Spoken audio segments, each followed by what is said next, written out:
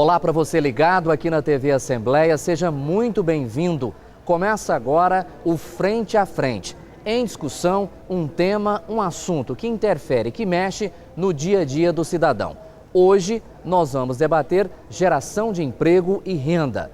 Nossos convidados, os deputados José Witt, do PSDB, muito obrigado pela presença, e também o deputado Carlos Cabral, do PT, a quem a gente agradece a presença também. Deputado Witt, como gerar mais emprego e renda no estado de Goiás? Bom, o estado de Goiás ele vem numa crescente já há algum tempo, Murilo. O estado de Goiás hoje, eu tenho dito, eu milito muito com o segmento produtivo, tenho dito o seguinte: se os governantes não atrapalhar, nós vamos crescer sempre, porque o nosso estado ele tem alguns diferenciais. Nosso estado ele é rico nas riquezas minerais, nosso estado é extremamente produtivo no segmento do agronegócio e isso faz com que a gente alcance índices acima da média nacional. O senhor concorda ou não, deputado? Concordo, inclusive vem de uma região em que isso é extremamente visível. O sudoeste goiano, a cidade de Rio Verde, ela caminha independentemente das gestões que existam no município.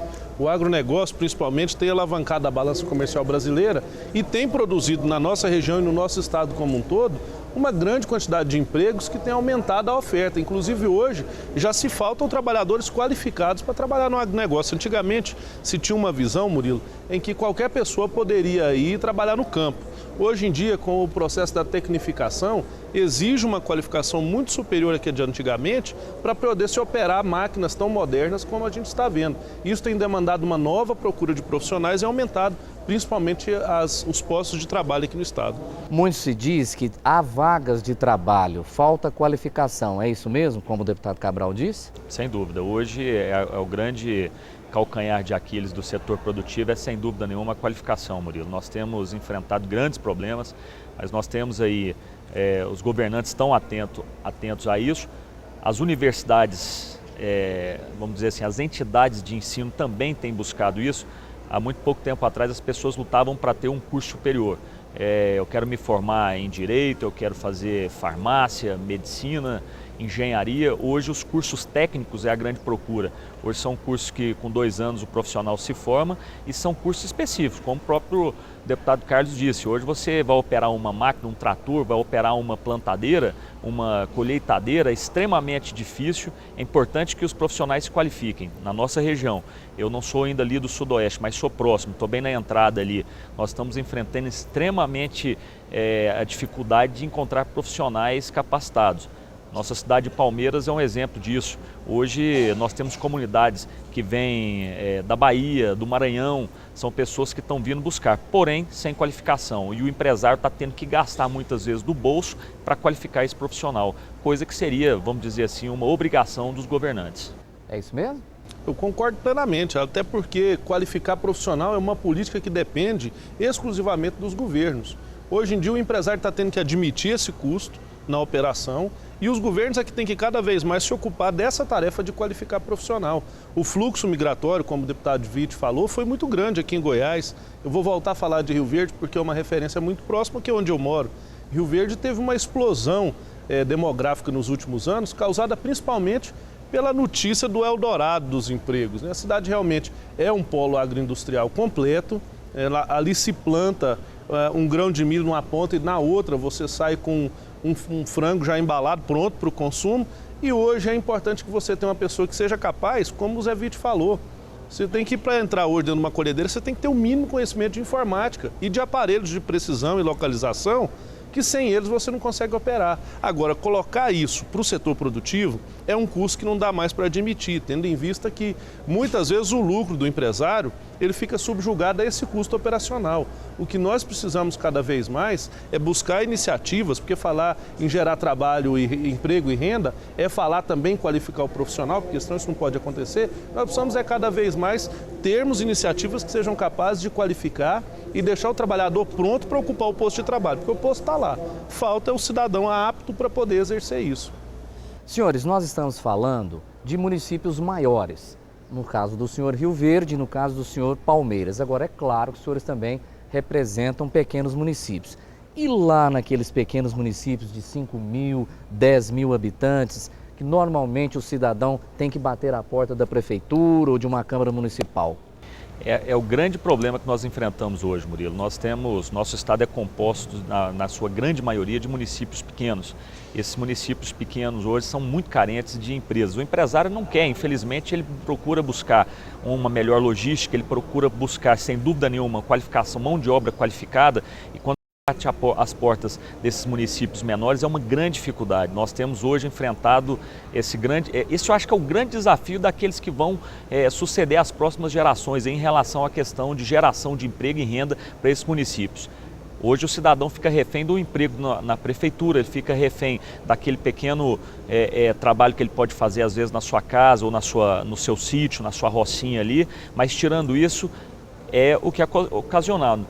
Todo mundo vem para a cidade grande porque é onde tem o posto de trabalho e hoje vai ser um desafio em levar essas empresas para os pequenos municípios. Então, deputado Carlos Cabral, o senhor falou muito de Rio Verde, né? O ano passado o senhor até disputou a prefeitura de Rio Verde, mas tem municípios pequenos que o senhor representa também aqui na casa. Com toda certeza. A gente tem que ter aqui um amplo estudo e um amplo olhar para as potencialidades de cada região do estado.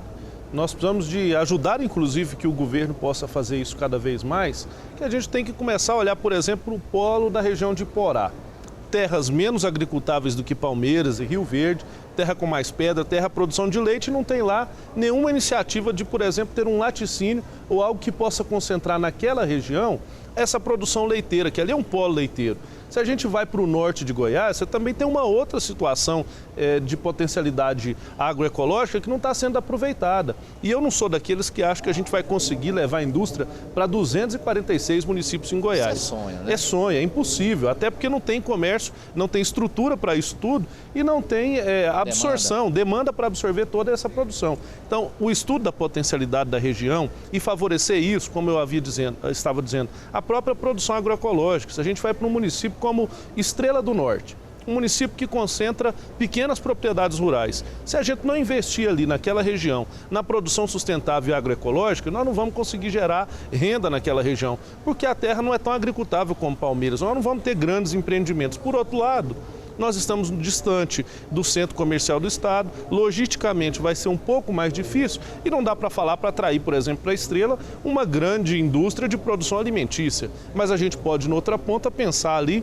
num polo de desenvolvimento de outras culturas, como, por exemplo, a região de Uruana, onde nós sabemos, é reconhecidamente uma região em que se planta melancia. É uma potencialidade e a gente precisa de aproveitar essas potencialidades, essas vocações regionais e investir cada vez nelas mais e mostrar para as pessoas que é possível também se fazer renda a partir disso.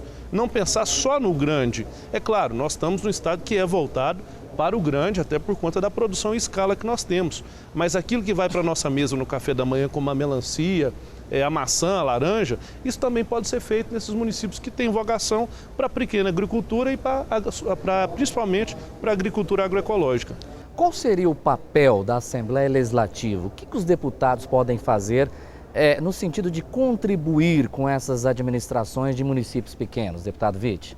Bom, eu acho que nós já estamos fazendo o nosso papel, principalmente auxiliando os prefeitos, auxiliando as lideranças a buscar investimentos. Nós temos as portas da Secretaria da Indústria e Comércio, isso é inegável o avanço que o governador Marconi ele teve nas suas gestões aqui no estado, dado a modernização que nós tivemos.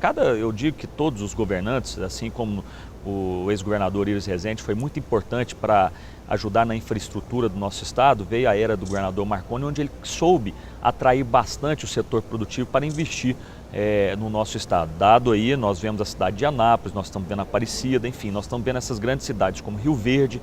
Agora, eu vejo que é importante, pegando a fala do Carlos, nós temos, quando você vai para a região norte, daí é o que a gente briga para verticalizar as nossas produções.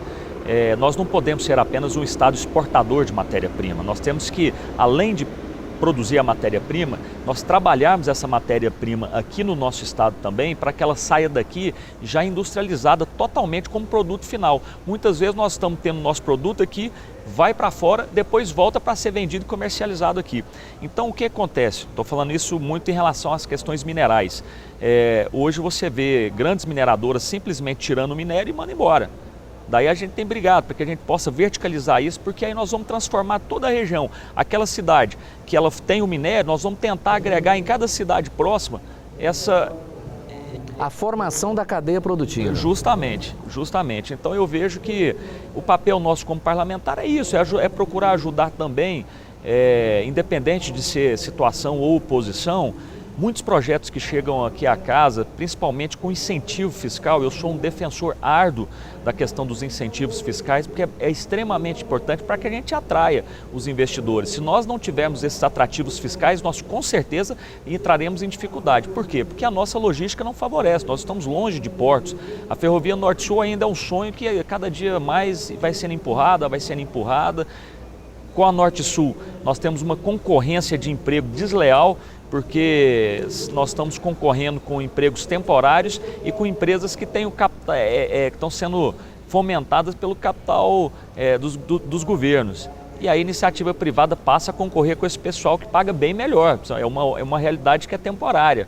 Então nós precisamos ter uma logística no nosso estado e temos que ter uma política de capacitação dado aos incentivos fiscais. Senão nós enfrentaremos muitas dificuldades para termos grandes empresas no nosso estado.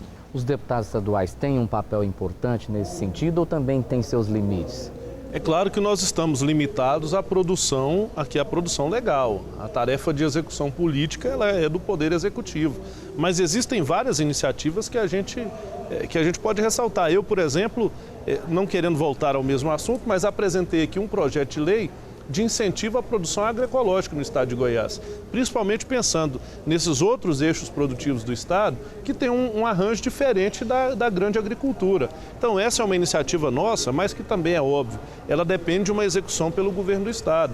Eu tenho sido muito crítico, e essa é uma situação de ser crítico não por ser opositor ao governo do estado, mas crítico pela necessidade de aumentarmos a oferta desse serviço no que diz respeito à assistência técnica rural, principalmente para os médios e pequenos agricultores.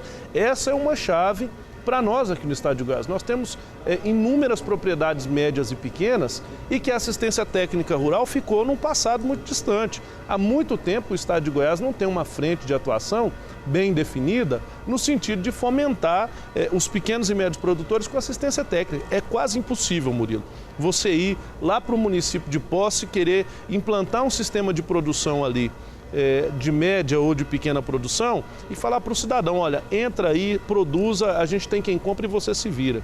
Não dá. A terra não dá para ser tão objetivo dessa forma. Nós precisamos, é claro, de promover uma forma de ajudar os pequenos produtores, os médios produtores, a pensarem o arranjo produtivo regional, a pensarem uma cadeia para poder comercializar isso depois e a pensar técnicas, inclusive, de poder produzir em determinadas áreas. É muito diferente produzir no município de Itumbiara do que produzir em São Miguel do Araguaia. A diferença ela é larga e não dá para a gente pensar que os municípios sozinhos vão conseguir, via das secretarias municipais de agricultura, conseguir manter todo o fomento necessário. É importante que o Estado volte a oferecer assistência técnica rural. E aí por isso que a gente tem sido aqui, principalmente na nossa atuação, um grande defensor do retorno da Emater como entidade que vai oferecer essa capacitação que o pequeno produtor rural está dependendo dela para subsistir aqui no Estado. Muito bem, nós vamos continuar debatendo este assunto daqui a pouquinho, logo depois do intervalo aqui na TV Assembleia. Continue com a gente aqui no Frente a Frente.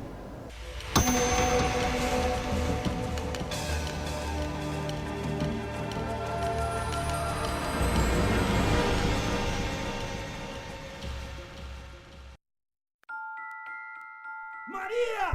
Não começa, Heitor. Para. Você me mata de raiva, Maria! Pelo amor de Deus, os vizinhos... Cala a boca, piranha! Tá preocupada? Para, Heitor, não faz isso de novo. Pelo amor de Deus. Para, pai, para. Maria! O estrago que a violência doméstica causa vai muito além das marcas que ela deixa. Todo mundo ouve quem manda aqui. Ajude o Cevan a continuar salvando vidas.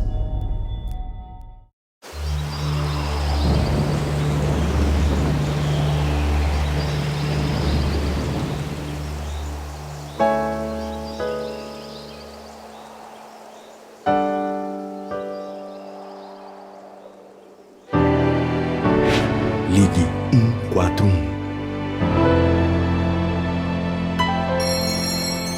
CVV, a linha da vida.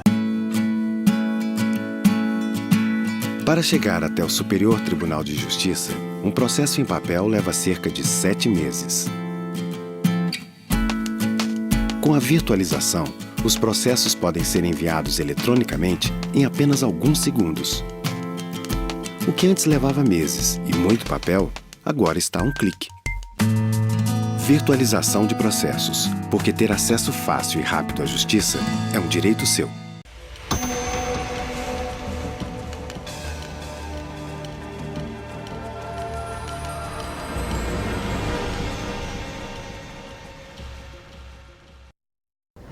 Voltamos então com o programa Frente a Frente aqui na TV Assembleia. Estamos debatendo hoje geração de emprego e renda.